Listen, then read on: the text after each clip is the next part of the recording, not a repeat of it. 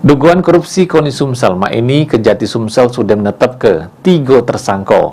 Berkas tahap 1 sudah diserah ke Jaksa Penuntut Umum, namun masih ada kekurangan, sehingga 12 saksi balen lagi dipanggil guna melengkapi berkas perkara.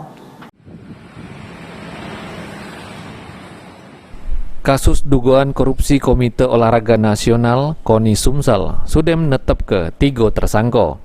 Berkas tersangka sudah masuk tahap 1 dan diserah ke Jaksa Penyidik Kejaksaan Penuntut Umum untuk diperiksa kelengkapannya. Namun diketahui kalau berkas tersebut masih ada yang kurang, sehingga balen lagi dilakukan pemeriksaan terhadap saksi-saksi.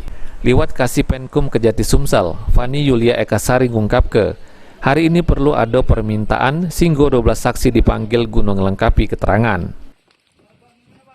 Untuk KONI ya masih ada memenuhi permintaan keterangan bagaimana petunjuk dari Jaksa Penuntut Umum kemarin ya kepada penyidik kami.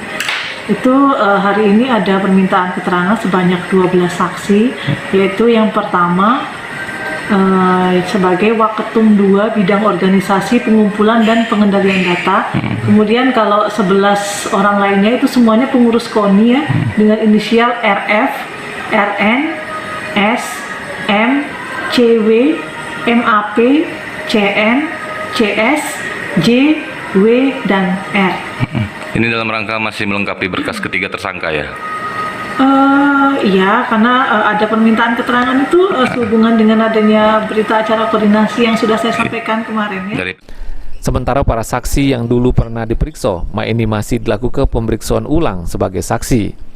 Guna ngelengkapi berkas perkara para tersangka, sehingga pacak naik ke tahap 2 dan disidang ke di pengadilan. Lutfi, PAL TV.